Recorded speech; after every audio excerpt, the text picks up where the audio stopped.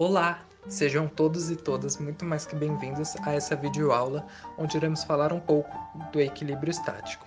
Vale ressaltar que eu e minha equipe somos alunos do IFPE Campus Caruaru e estamos no segundo período do curso de edificações na modalidade integrado. Tivemos como orientador desse projeto o professor Fernando Araújo, e os nomes dos integrantes da equipe são Alissa Barbosa, Eduarda Silva, José Fernando, Jennifer das Neves, Mirelle Vitória, Paulo Alberto, eu, Rafael Andrade e Ulisses Romero. O equilíbrio é um conceito físico que indica que um corpo se mantém equilibrado a partir de uma velocidade constante, ou seja, quando a velocidade é nula, pois quando há aceleração, a tendência dos corpos é de se desequilibrarem. Ele resulta da soma das forças que resultam em zero, assim os vetores das forças que agem sobre o objeto, ao serem somados, se anulam, ou seja, a força resultante é nula. Também pode ser definido como a situação de repouso ou de movimento uniforme e invariável de um corpo. Pode ser classificado como estático e dinâmico. O equilíbrio estático, que está entre as três leis básicas da mecânica, sendo a primeira delas, foram escritas e publicadas pelo físico inglês Isaac Newton, com 3 volumes intitulados de Princípios Matemáticos da Filosofia Natural, no ano de 1687, com as observações feitas pelo italiano Galileu Galilei e junto com o princípio fundamental da dinâmica, a lei da ação e reação. A lei da inércia tem um conjunto de leis que fundamenta a base teórica da mecânica clássica. Essa lei é muito usada para explicar fenômenos naturais, como, por exemplo, terremotos. O equilíbrio estático é a condição em que a resultante das forças, as somas do momento das forças são nulas. Quando a situação de equilíbrio estático, os corpos encontram-se em repouso. No equilíbrio das forças, os somatórios das componentes vetoriais do sistema se anulam e também se verifica a ausência do toque, capaz de rotacionar o objeto. Ao todo, existem 3 diferentes tipos de equilíbrio. Equilíbrio estável, quando o corpo deslocado de sua posição de equilíbrio tende a voltar para a sua posição inicial.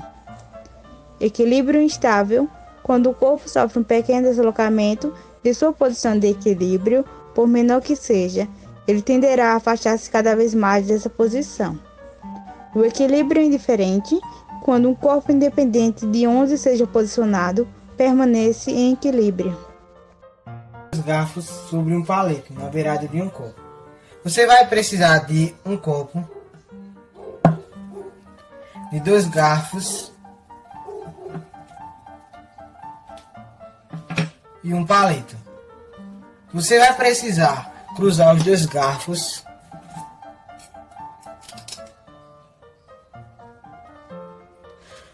e colocar o palito entre eles. E por fim, voltar aqui para equilibrar.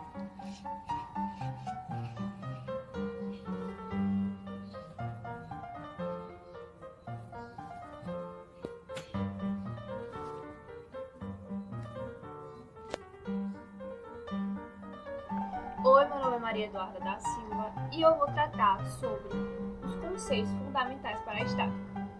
Começando com o centro de massa. O centro de massa é o ponto em que se concentra toda a massa de um corpo. Essa massa total é o resultado de todas as massas das partículas que compõem o corpo. Então, quando trata-se de corpos simétricos que possuem distribuição uniforme da massa, o centro de massa é o próprio centro geométrico. Se tratando de corpos assimétricos, para identificar o centro de massa é preciso calcular a média aritmética ponderada das distâncias de cada ponto do sistema. E para calcular o centro de massa é preciso saber as coordenadas de cada eixo do plano cartesiano, além de levar em conta também a massa de cada partícula. O segundo conceito é momento de força. A tendência de giro de um corpo ao redor de um eixo que uma força possui, trata-se de uma grandeza vetorial que é proporcional à força e à distância de aplicação em relação ao ponto de rotação. Então, o momento de força é uma grandeza que possui módulo, direção, sentido e unidade de medida. Seu sentido ele pode ser positivo quando girado em sentido horário, ou negativo quando girado em sentido anti-horário. Agora vamos para o terceiro conceito, que é equilíbrio de um ponto material. Um corpo é considerado um ponto material quando podemos desprezar o seu tamanho. Isso vai ocorrer quando suas dimensões forem desprezíveis ou quando todas as forças atuantes nesse corpo forem aplicadas no mesmo ponto dele. A condição de equilíbrio de ponto material é que ele não realize movimento de translação, ou seja, a resultante das forças aplicadas deve ser igual a zero. Equilíbrio dos corpos rígidos. Corpos rígidos são um conjunto de partículas que se distanciam entre si, assim mantendo distância tanto antes quanto depois da aplicação das forças sobre elas. Em estática, corpos rígidos também são chamados de corpos extensos, diferente do ponto material, que eles possuem dimensões que não podem ser desprezadas em uma análise estática. Bom, agora eu vou falar sobre o que aconteceu ali no experimento que Paulo fez. Bom, começando, o centro de massa está localizado onde o palito encosta no copo, que é onde está todo o peso. Mas daí vem, por que tem esse equilíbrio? Né? Por que os talheres não caem? Bom, aquilo acontece porque a resultante é nula, ou seja, a soma vetorial dos componentes, que no caso são os talheres, é igual a zero. De acordo com a primeira lei de Newton, que é a lei de inércia, quando isso acontece, o corpo permanece em repouso, por se tratar de um equilíbrio estático. É basicamente isso. Nesta experiência, os garfos são organizados para que o centro de gravidade fique abaixo do ponto de apoio, onde o palito está, facilitando o equilíbrio. Centro de gravidade é a média de todo o peso que um objeto exerce. Às vezes, como é o caso da experiência, esse ponto acaba sendo fora do próprio objeto, o que faz com que nós possamos equilibrarmos dessa maneira. Como já dito antes, só haverá equilíbrio estático se as forças resultantes forem iguais a zero. Com isso em mente, vou explicar o cálculo que leva o experimento. Inicialmente, nós temos que o momento ou torque é igual à força exercida em um corpo extenso vezes o braço desse corpo.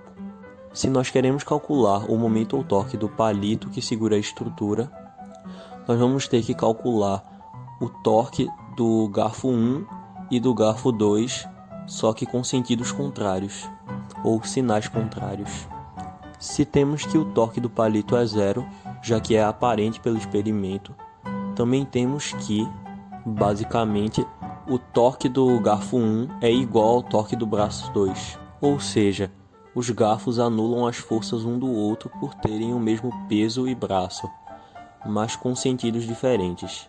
E como estão em ângulos iguais em relação ao palito e seu centro de gravidade está abaixo de seu centro de apoio, essa experiência se torna possível, com os garfos se pendurando pelo palito. Concluindo, a soma dos momentos sobre o corpo é igual a zero, e como o torque é igual a zero e não há movimento no corpo, podemos supor também que a força resultante do corpo é igual a zero. Resumindo, o corpo está em equilíbrio estático.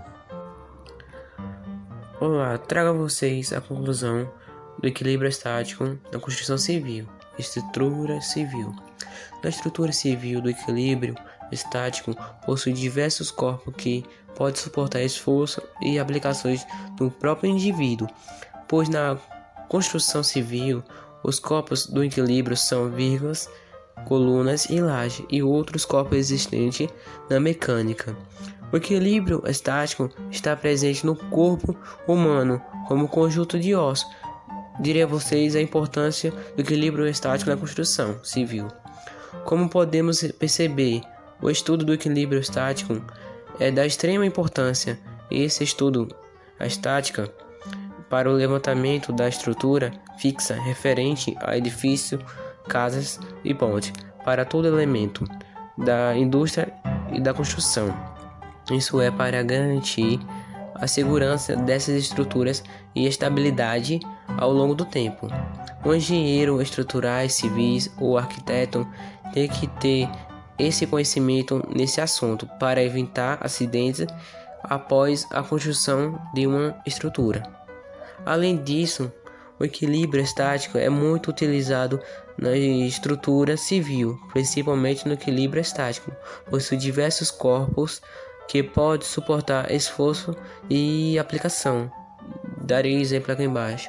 Fato curioso, envolvendo o equilíbrio estático na construção civil, pode ser notado na Torre de Pisa, que pode mais que a torre ele não esteja num ângulo de 90 graus.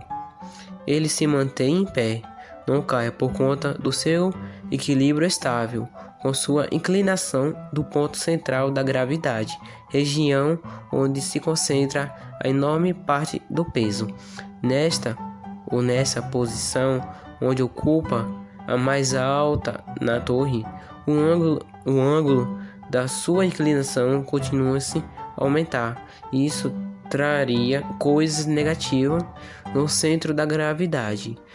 Não continuaria no equilíbrio. Na inclinação da torre em 1178, ao longo do tempo da construção civil, a sua espessura inclinou em 1370. Ela tinha 1,6 graus de inclinação. Isso fazia que o topo parecesse com 1 metro de posição de comprimento, um dos dois. Obrigado pela atenção de todos. Então essas foram as referências que a gente utilizou para fazer o trabalho. Espero que tenham gostado e compreendido. Muito obrigada pela atenção.